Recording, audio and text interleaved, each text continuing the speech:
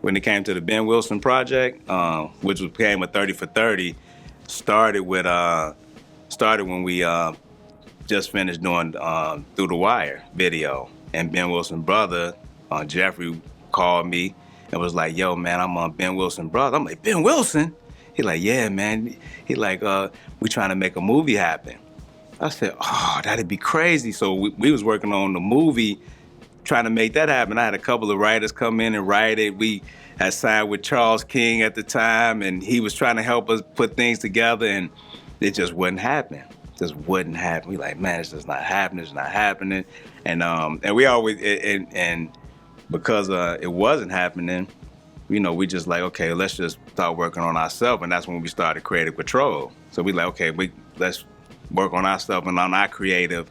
And we started our production company, Creative Control. And then we got up with Dame and did the whole, website, CRAVEcontrol.tv, which, launched a lot of things actually with them Canon, cameras, them XL1s and all that. We was one of the first that was kind of like just putting it out there, just shooting everything. So long story short, Keith Cleanscale at ESPN, they just started the 30 for 30s. He wanted to do they was doing the Shadow League. So he was like, man, Creative Control and what they doing, I want to, pick their brain and see what's up. So he set up a meeting with us, but we had the Ben Wilson in the back pocket. My boy Mike Walton was like, dude, y'all should do a 30 for 30 on Benji. I'm like, we should. And then right after that, that's when Keith wanted to meet with us. It was like, Jesus again. And when we went to meet with Keith, we knew we had that in our back pocket.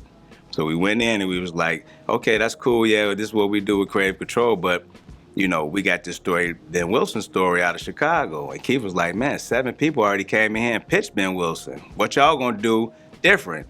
And I just started breaking down me coming up in the streets of Chicago and what we went through. And I just started building up Chicago. And Keith greenlit it like extra quick. Like no other 30-30 was greenlit like that. And it wasn't a 30 for 30.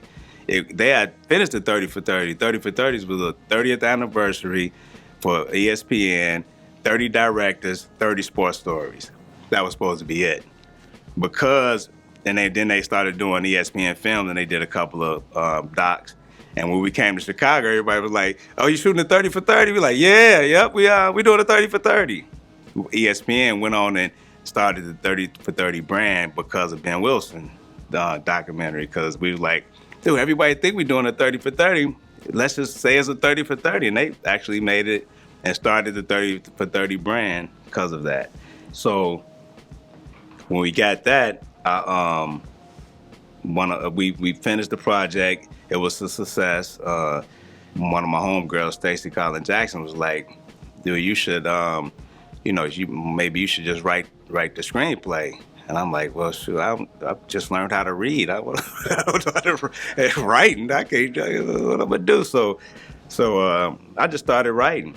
And the first screenplay that I wrote, of course, it was like a good story, but it wasn't formatted right. And I was getting a million notes of what to do and what not to do.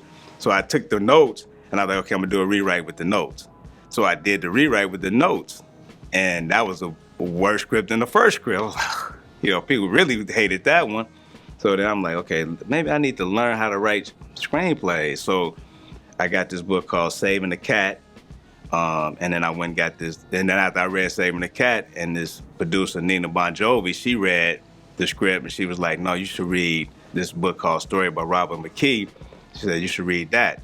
So I read that, and then I took that from the story and Saving the Cat, and I just sat down and said, let me just write this. And I let God lead me. I wasn't like, okay, I'm gonna write. No, I was like waking up in the morning like, I got another scene, or I got how this can go.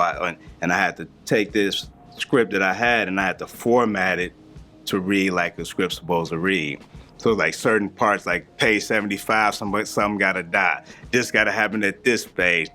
So I made the story hit all the beats that it's supposed to hit. So now, which I can't wait for my man Wood Harris to read this one, it's pretty much, it's on point, because people already like it and they want to figure out how to make it happen. So that was a journey, but it was all God that made it happen, and everything happened at the right time. I say in God's time, it's the perfect timing for all this to happen. It's called Southside. It's really a Chicago movie, which I feel like we still haven't really nailed Chicago and our culture and our in the hood like we should. I still don't think we got it, but I know this is gonna tell that story. You know, the house music, the gangs. You know, Billy.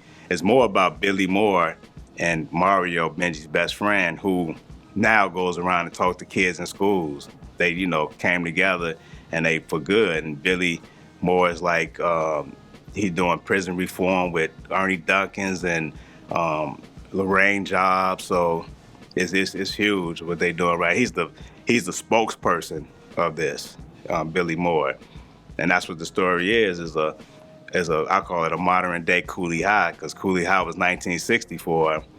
Our story is Chicago 1984, which is ain't no coincidence. You know what I mean? Same story. Mario's Preach and Billy is Coach Cheeks. But the only twist we got is we telling Stone and Robert's story as well, which is Billy's story. And, you know, that dynamic, you got the GDs and you got the Moles, you got, you know, the Blackstones, you got house music, you got Mendel parties, you got the fashion, you got, you know, segregation. You know, Chicago is a lot. So the politics of Chicago, the you know, just it's just one of them stories, man, that we need, that Chicago need. And it's a story on like when you make the wrong choice, what can happen. You got to show. Sometimes you got to show the guys that's going out there with the guns and thinking they tough and all that. If you make one wrong decision, one wrong choice, your life is destroyed, and lives are destroyed. When it came to Ben Wilson, the city was destroyed, his career, his family, us. But the reason why we did this, the doc, and now that we're doing a movie, is because I remember when Benji died and watching that news footage. I'm in seventh grade watching news footage, and it was the worst ever. But then after that, I felt like I can walk anywhere. It was a peace around Chicago that was unreal. Actually, the murder rate went down after Benji, and you can I felt like I can go across the tracks where the white people were at, you know, because we, you know, in Chicago, I went across the tracks. They was calling us niggas. We used to go over there for fun, to get chased. They niggas, but not by the kids, by the parents. You know what I mean? Niggas, get out. We doing that for fun. But I feel like I can go over there. I feel like I can go to the next block over there where the Vice Lords was at. You know what I mean? I can go over here where the MCs were. I'm like, I can go anywhere. So I wanted to create that feeling, and so that's when me and Chike wanted to create that feeling. So that's when we did Benji. We knew we was like, let's just make everybody super sad, you know. So it's a sad story, but we pushed it. We pushed that part just so they can feel that feeling. You know what I mean? And when we do the movie, you're gonna see that what if they wouldn't have made that choice? You know what I'm saying? So